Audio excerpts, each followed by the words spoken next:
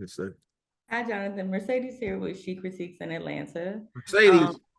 what's up?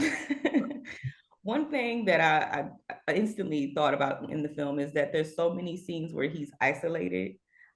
He's not necessarily talking to a scene partner or another actor. So for me, I was thinking, what did you see in the script? I guess there weren't any lines there, but how did you dive into Killian's mindset? What were you seeing that you brought to those scenes where you were by yourself that the audience maybe went over our heads? Right on. So the title, of course, is called Magazine Dreams, right? And the prerequisite to a dream, in my opinion, is the imagination. And your imagination then activates you to try to manifest this dream. And the dream comes from a very hyper imagination, right? What we want to do, right? And you begin to put plans together, right? Um, and those plans ultimately, if lined up correctly, will lead you to quote unquote a dream. So I say that to say that Keelan's drive for success, his drive to be a Mr. Olympia, right, to be on the cover of a magazine, is so great that for many people, right, again, goes to our brother's question, for many people, when you are trying to do something impossible, you have to sit with yourself a lot, you know.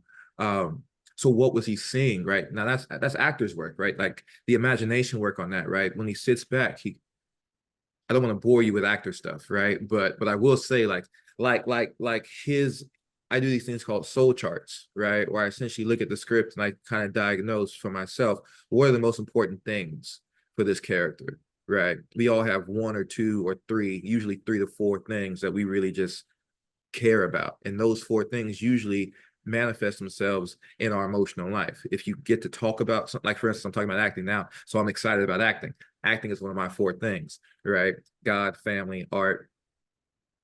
That's probably it. You know what I mean? Yeah, God, family, art. That's it in that order. So if I ever get on a topic like that, my brain goes to that place. So with Killian, what Elijah Bynum did so well is that he built such a cool world, right? And in the empty space, right, of sitting there alone without a scene partner, right, I can put whatever scene partner in the world I want, right? I can be dealing with everything I want to deal with, right? Everything that he needs to be working out is constant, right? When the stakes are so high. So, for instance, when he's looking at the YouTube video, right? He's sitting by himself. Yes, he's receiving, right? My instrument is receiving from that, right? But Killian is also thinking, how great would it be if these numbers started running up, right? And now he's watching those numbers in that way. And what happens? And what is the consequence when they don't run up, right? So he's simply just being present with his dream, right? With the hopes he has. That's one thing about Killian. Every time he's sitting there, he's when he's alone in isolation, he's navigating with his hope. Sometimes it's really high, sometimes it's really low.